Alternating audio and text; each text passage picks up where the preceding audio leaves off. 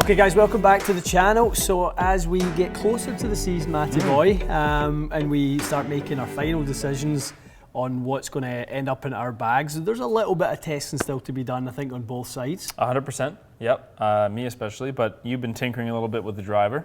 Yeah, a little bit with the driver over the last little while. I think before Orlando, a decent amount of time went in and thinking about kind of the set for the year, and I felt like I'm reasonably close. I'm reasonably happy with some parts. I think I won't give it away. We'll save it for the what's in the bag. But there's parts of the irons that feel good. His wedge kind of setup feels pretty good. Fairway wood's actually feeling their nice spot. Good. But probably the part where I'm still really, the spot is up for grabs. Is in the driver. I mean, I thought you had basically solidified the TSR. I didn't think you'd change. Yeah. But then obviously you had that night of testing with the Max, G430 Max. Surprisingly not the LST. Not the LST, that you saw some good numbers with. So that's pretty much what we're going to do today. You've kind of narrowed it down to these two. Yeah. And we're going to get some numbers and obviously just assess which one's straighter for you, which one's longer for you. And hopefully give you guys a little bit of insight as to why I'm kind of thinking of this sort of change. Because I do love TSR3. I do think it's probably pound for pound the best driver out there right now. But for me, there was one thing specifically I was trying to avoid, and I kind of have been searching a little bit for that, and I found it with G430. And whether it's just in the limited time I've had with it, but so far it really is so good. You want higher launch, but without that, or with that comes higher spin and less speed. You want more distance, but with that you have lower spin rates, and you tend to move the ball a little bit more left to right. Right. There was just something that happened with this G430 that I've never really seen a driver. Okay.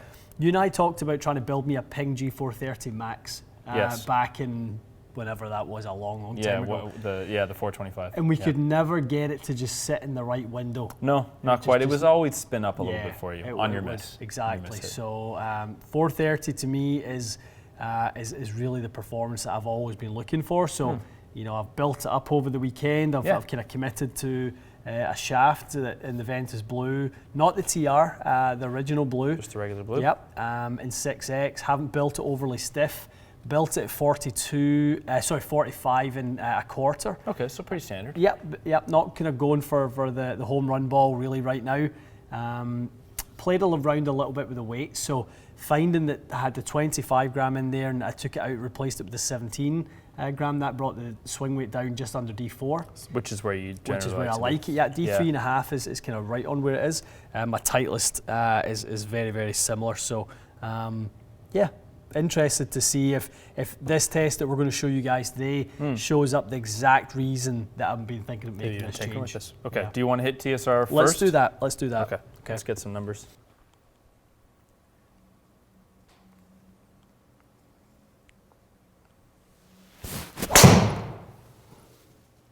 Great swing there. Yeah, felt like a nice kind of solid one.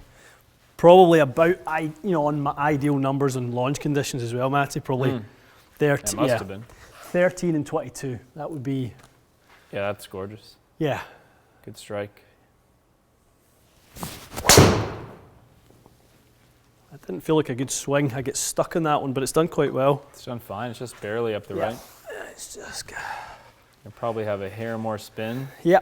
Your strike was good. Yeah. You just launched it. I just got too much loft on it. A little bit under it. Yeah.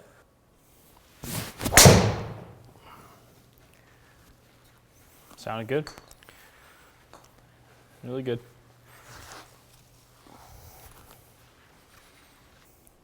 It's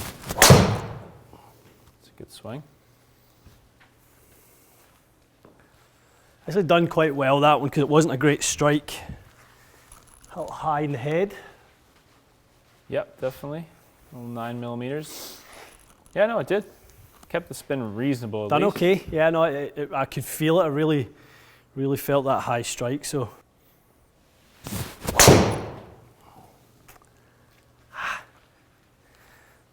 Quite square up. That was a good strike. Just the face, just a hair open. It's just a little open on it. Yeah, the numbers are great on that. I mean, to be honest, it's only a couple yards right of some of your best ones. Yeah, so. yeah, you're right. I mean, you'd be pretty happy with that in the golf course. This just feels like a really easy driver right now for me to play. I think maybe with the combination of the weight and stuff, it feels like a really nice, almost like a really nice practice driver. Right. I'm totally not discounting the fact this very well could be still the driver for me for the year. I still think it's the one to beat across the board. For sure. But, we'll hit some of the G430 and there's just something different about Something special with the misses. Okay, sure. Let's do it. So weight in the toe? Weight in the toe, 17 grams, neutral flat. On the set. Another thing that really attracted me to the driver is the ability to go 3 degrees flat. And now it does start a little upright, but it's a great looking driver. Optically, and ping drivers have always done this to me because of the head position or the footprint being so large. The driver feels so short to me. Okay. It makes me feel like it's a 3-wood. I've always had that, even back to the Ping ISI driver back in the day. Yeah. It was massive at the time, 330cc, when the Titleist was the other big driver, and it was 275cc at the time. Right. And it was huge, and just the illusion of the shaft being so short relative to the head size is kind of how I feel again with this. So it's kind of nice and comforting. That's interesting. No, because obviously the TSR will be the opposite end of the spectrum. Yeah, It's actually quite compact. Pear-shaped and compact, yeah. So it may feel actually a bit longer.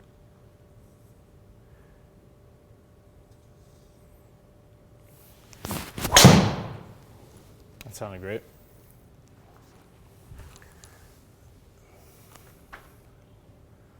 Very nice. Yeah, that one felt pretty solid. Very similar numbers to your best one with TSR. Yeah. Like basically the same speed, launch and spinner almost the same. You struck it a hair low. It actually did great. That's a probably perfect illustration of what I've seen with it, which is the good ones are exactly as good. I just know what I'm getting with a Ping is more forgiveness. Yeah. So if the good ones are as good and there's no more upside on the distance side of things, yeah. I know there's more upside on the forgiveness side of things. So for me, I've been hitting this driver on way straighter lines. And that's just the surprise part is normally like you wouldn't think the Max model would produce numbers like a TSR, or TSR3, which is meant to normally be the lower spin one. Yeah. I wouldn't have expected to see you get the same exact numbers. It's great too.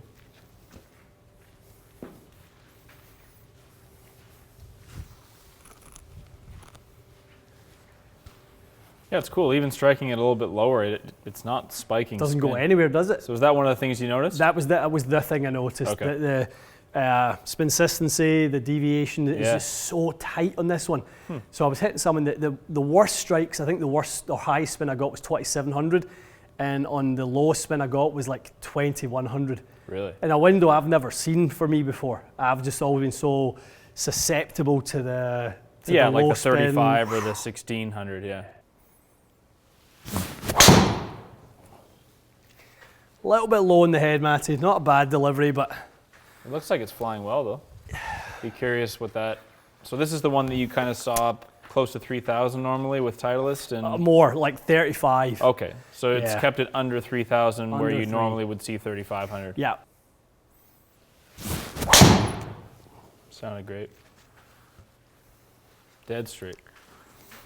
Couldn't be any straighter.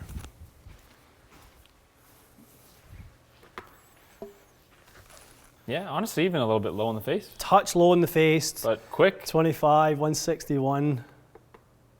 Great launch conditions. Yeah.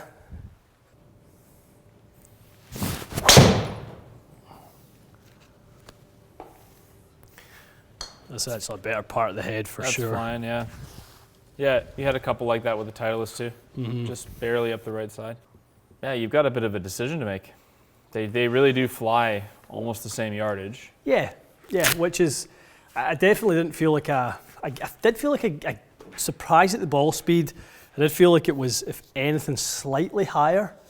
It's showing a little more efficiency. Now, technically, you're 0.4 more head speed, but that's not enough to account for this. So, yeah, you seem to be getting a little more ball speed out of it.